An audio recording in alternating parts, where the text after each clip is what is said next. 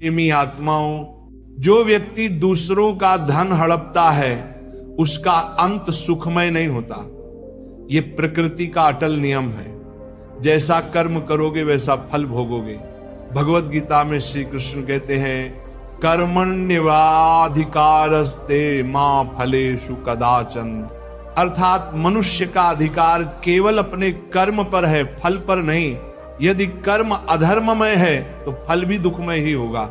सज्जनों, कभी कभी लोग सोचते हैं मैंने तो बड़े होशियारी से, चतुराई से, कानूनी चालों से या बलपूर्वक दूसरों का धन ले लिया, मुझे कौन पकड़ सकता है। परंतु याद रखो, धोखा चाहे इंसानों से छुप सकता है, भगवान से नहीं। तुम्हें कोई अदालत सजा दे न दे, परंतु कर्मों की अदालत से कोई बच नहीं सकता।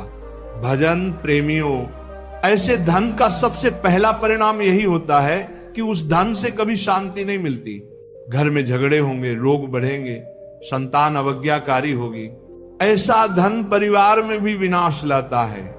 बेटा बेटी जिसे तुम सुखी करने के लिए पाप से धन कमाते हो, वही एक दिन तुम्हें अपमानित करेंगे। जैसे किसान बूढ़े बैल को निकाल फेंकता है, वैसे ही परिवार पाप से कमाए धन वाले पिता को ठुकरा देता है। प्यारे भक्तों, ये संसार एक कर्म भूमि है। तुमने किसी निर्दोष का एक आंसू गिराया है तो तुम्हें 10,000 आंसुओं का फल मिलेगा। तुमने किसी का धन छीना है तो तुम्हें न केवल धन खोना पड़ेगा, बल्कि आत्मा भी भारी बंधन में जकड़ जाएगी। धन से खरीदी गई वस्तुएं तो मिल सकती हैं, परंतु सुख और शांति कभी नहीं खरीदी जा सकती। साधक जनों, पुराणों में आता है कि जो व्यक्ति दूसरों का धन छीन कर खाता है, उसके लिए यमलोक में भयंकर यातनाएं निश्चित हैं। यहां तक लिखा है कि उसे वही भोजन दिया जाता है जो उसने दूसरों से अन्यायपूर्वक छीना था, पर वह भोजन विष जैसा प्रतीत होता है। इसीलिए कहते हैं, परधन हरण करने वाला स्वयं अपने लिए नरक का द्वार खोलता है। प्रेमी आत्माओं, धन का सच्चा सुख तभी है जब वह धर्म से, परिश्रम से, सत्य से कमाया हो। सत्य से कमाया धन भले थोड़ा हो, पर उसमें अमृत है।